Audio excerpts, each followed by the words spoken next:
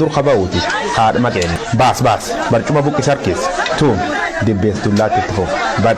bakka khagaw isaanillee akkanum nu godha turanii miti jechuun gaafata hindoone lakkee itti deebis wacina mootaatti ta'an tokkimmoo waraan jechuun deddeebi'ee gaafata viidiyoo skiriin irratti agarsiisuuf seeri miidiyaan uunee yamna kanaan namoonni yommuu cuupheerreef miidhamtoota horcaniin mul'ata hayjees garee dargaggoota naannoo Amaaraati haduu immoo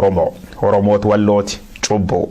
daba gara jabeessuu malmaan namaatiif dhiibba mirga namooma hamtu taseerri dila addunyaatti nam gaafaje iddoon immoo badhaafama noobelii kanamni maqaa Oromoo qaba biyya Ahmad Ali keessa barootu Itoophiyaa lol Oromootu wallootiif humnadda mootummaa naannoo Amaaraa yookaan liyyuu hayilii naannicha gidduu godham jedhameen ampolaansiin tokko madoole baate hospitaal Shawaroobitti guluufa ilmaan Oromoo walloo kanneen akka Kurmaashaa Umar Yusuf Gaangaa Ahmad Ali Yaasan Gaangaa Shee Umar Haajaasan Gaangaa Asan Ahmad Jilo Gaangaa Muhammad Ali Umar Lugo Asam Muhammad Aj Lugo Addam Abdu Shee Umar Baza Muhammad Ali Yaasaniif Ismail Muhammad Sambate Fatir galoo khanirra miidhameen booda hospitaal Shawaroobitti dhaqanii qarqaarsa yaala argachuuf konkolaataa ambulaansii kan keessatti argama carraa yaala argachuu isaanii afeemmoo carraan isaanii akkan ta'u laf dhugaatti malaan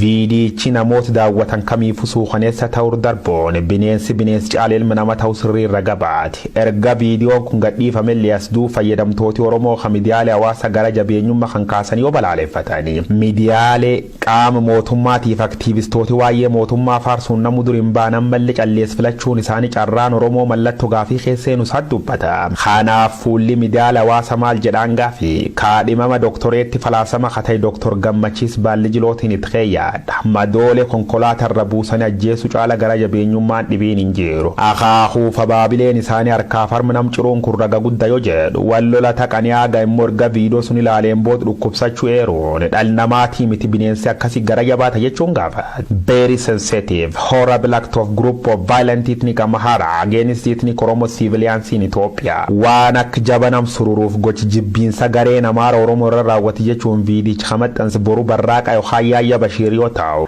gara jabeenni sun kadhuuf jibbisaan uummata Oromootiif qabanirra jira dhiisii erga ajjeesaniin booda waan isaan reef sun godhan argitanii jechuun uummata akkoof qopheessa gaafat Faraan Abdusalaam dhimma Oromoota walloo kamiseensoti paarlamaa lama jibittottees dabre keebboa muummichi ministiraatti maniin deebii muummee ministeera gaafas akkas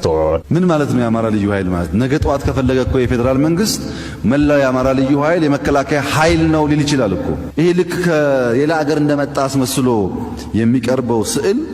ጥንቃቄ ያስፈልገዋል tokkoffaa Oromoo ta'uu isaaniitiif lammeessoo Musliim ta'uu isaaniitiif sadaffaan qaamoleen finxaaleeyyii naannoo Amaaraa keessa jiran Oromoota walloo akka qabdii qabsiisanii fedhii isaanii raawwachiisuuf gurgurra raawwachaa jiran yaadii jedha miseensi paarlamaa Mahammad Hasan muummichi ministeera Itoophiyaa gandaaf hollaa gad buusuun hin barbaachisu jechuun miseensota paarlamaa kan afaan kee dhabanaasuus wanni miseensota paarlamaa kawalloo bakka bu'an guyyaa sun boochu waan ifbaat fakkaat qalamuu namootaati miidiyaaleen hawaasaallee waan kan addunyaatti agarsiisuuf viidiyoo karaa WhatsAppiitiin qoodanii miidiyaalee addunyaa gugurdoo kanneen akka CNN fi Al Jazeera faatti machuu jiru.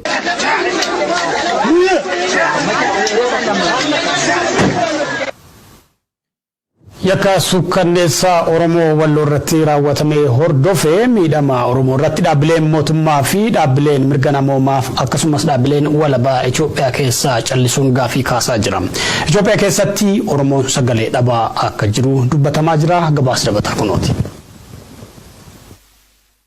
miseensi koongireesii federaalawaa Oromoo Jawaar Mohaammed kora hawaasaa koongireesiin federaalawaa Oromoo magaalaa Sabbataatti waamerratti waan Oromoon impaayera Itoophiyaa keessatti ta'e kan bineensi ta'e caala jechuun dubbatee ture. Odaa agartan kana laaftutti dhumne beektaa jennu. Odaa amman hundi firraa qabnu kana